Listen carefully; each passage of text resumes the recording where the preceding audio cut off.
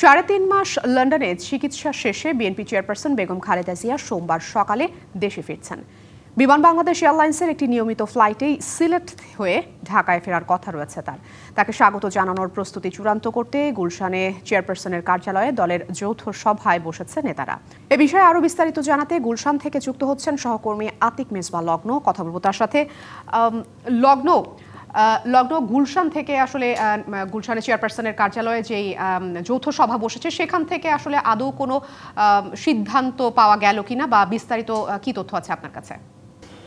এখন পর্যন্ত যৌথ সভার কোনো সিদ্ধান্ত পাওয়া যায়নি, কিন্তু আমরা এখানে দীর্ঘ সময় জুড়ে রয়েছি। যেহেতু দীর্ঘ সময় জুড়ে রয়েছি, আমরা দেখেছি যে এখানে স্থানীয় কিংবা তৃণমূল থেকে সর্বোচ্চ পর্যায়ে যারা নেতৃবৃন্দ রয়েছেন তারা আসলে দলটির মহাসচিবের সাথে যৌথ সভায় বসেছেন যেন কোনো রকমের বিশৃঙ্খলা না হয়, অর্থাৎ সবাই যে অতি উৎসাহী নিয়ে একটা উৎসবমুখর পরিবেশের মধ্যে রয়েছেন সেই উৎসব যেন অতিরিক্তভাবে কোনো বিশৃঙ্খলা সৃষ্টি না করেন বা অপ্রীতিকর কোনো ঘটনা না ঘটেন, সেই জন্য পুরো পরিকল্পনাটি বাস্তবায়নের জন্য আসলে এখানে সবাই এখানে একীভূত হয়েছেন। আমরা একটু কথা বলতে চাই যুবদল বা স্থানীয় যুবদল বা অন্যান্য যারা নেতৃবৃন্দ রয়েছেন। আমরা দেখেছি যে শাখা সংগঠনগুলো কিংবা বিএনপির সাথে সম্পৃক্ত অন্যান্য যে রাজনৈতিক সংগঠনগুলো রয়েছে তারা এখানে সম্পৃক্ত অবস্থায় রয়েছেন, তারা এখানে সক্রিয় অবস্থায় রয়েছেন এবং তারাও একটা উৎসবের কথা বলছিলেন। আমরা একটু আপনার সাথে কথা বলতে চাই, যেহেতু আপনারা একটা উৎসবমুখর পরিবেশের মধ্যে রয়েছেন, দীর্ঘদিন পরে নেত্রী যেহেতু ফিরছেন দেশে, তো সব কিছু মিলে এখন আপনাদের উপলব্ধিটা কি?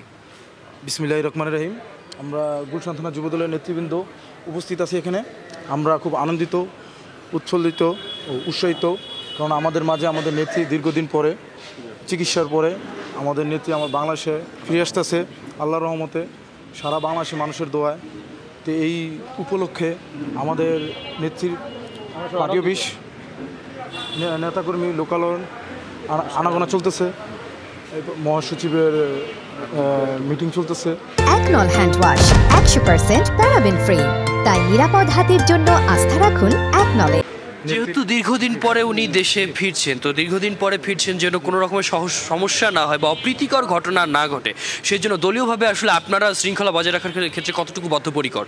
না, আমরা সবসময় শৃঙ্খলা বজায় রাখবো। আমরা চাবো না যাতে আমাদের নেত্রী যাতে দলীয় নেতাকর্মীর মাধ্যমে কোনো বিশৃঙ্খলা সৃষ্টি না হয়, যাতে বাংলাদেশের মানুষ বিএনপিকে খারাপ না বলতে পারে যে বিএনপি কোনো অন্যায় করে বা উচ্ছৃঙ্খল কোনো কর্মকাণ্ড করে বা জড়িত থাকে। আমরা সবসময় চাবো বাংলাদেশের মানুষকে যেভাবে খুশি রাখা যায়। জি, সেই উৎসবের কথাটাই আমরা জানতে চাই। এবার আমরা একটু আপনার কাছে আসতে চাই, যেহেতু একটু উৎসবের একটা আমেজ বয়ে যাচ্ছে, নেতৃবৃন্দ সবাই কিন্তু এখানে একীভূত অবস্থায় রয়েছে, আপনারা কতটা মুখিয়ে আছেন আসলে নেত্রীকে বরণ করার জন্য? সেই সাথে পরিবারের সদস্যরাও আসে যাদের সাথে আপনাদের রাজনৈতিকভাবে একটা আবেগের বড় অংশ জড়িত রয়েছে। আমরা 100% ভাবে আমরা মুখিয়ে আছি ম্যাডামকে নেওয়ার জন্য, গ্রহণ করার জন্য, যেহেতু দীর্ঘদিন পর আমাদের মাঝে ফিরে আসতেছে।